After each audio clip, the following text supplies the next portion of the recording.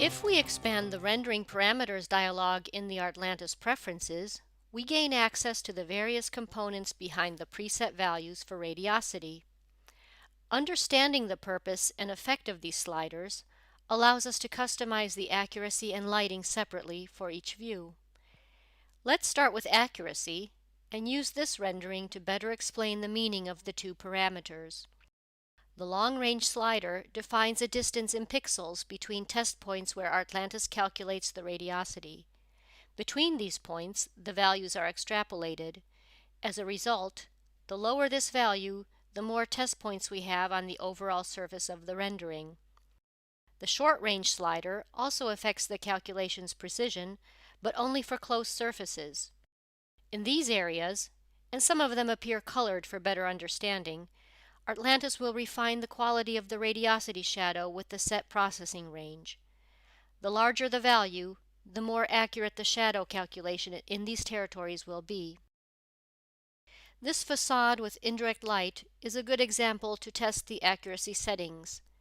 This first rendering has the normal preset values for the long and short range sliders. By increasing the number of test points and setting a more important processing range for the short range, we get a clearer image in this next rendering.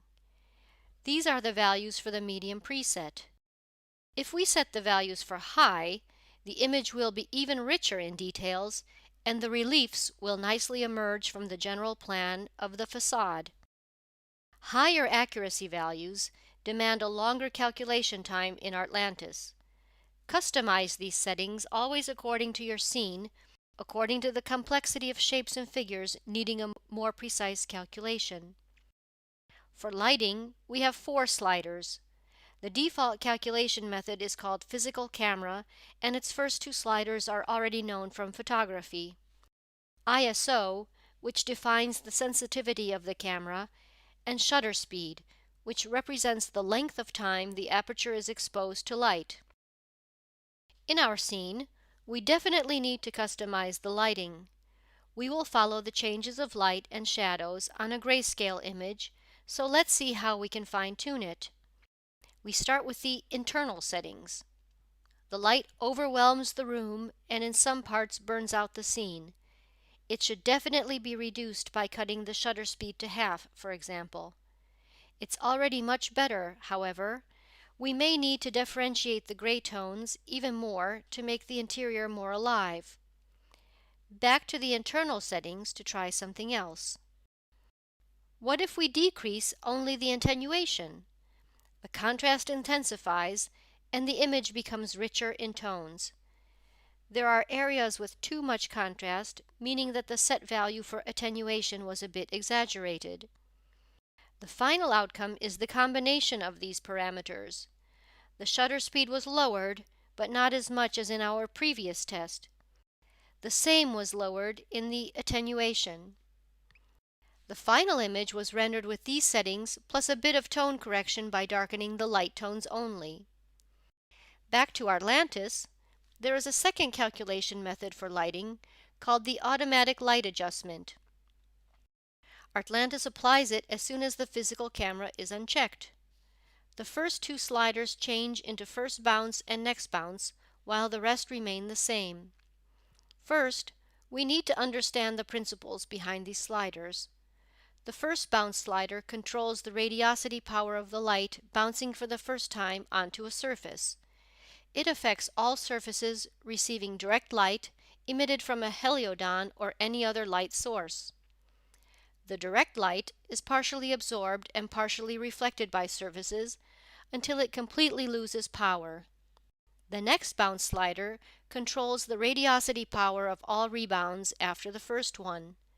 The attenuation slider controls the absorption of light. A low value increases the contrast of the scene, allowing strong shadows. The fourth slider, the color bleeding, controls the transmission of the diffuse color of materials through the reflected light.